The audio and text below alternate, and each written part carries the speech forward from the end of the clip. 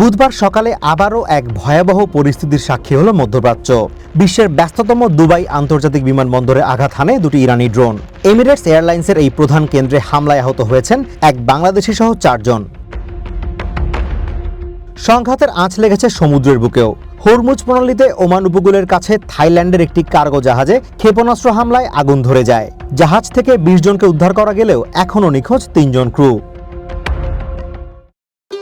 ভবিষ্যৎ হোক নিরাপদ, বিনিয়োগ হোক বিশ্বস্ত, আর আমার পছন্দ সল্ট বে।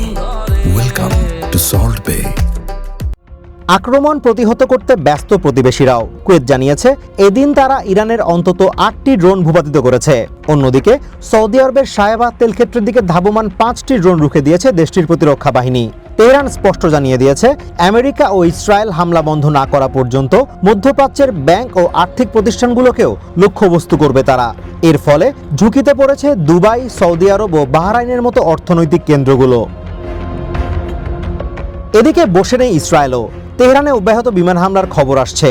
বিস্ফোরণে কেঁপে উঠছে লেবাননের বৈরুত ও দক্ষিণাঞ্চলও। ইসরায়েলের দাবি তারা ইরান সমর্থিত হিজবুল্লাহর আস্তানায় আঘাত হানছে।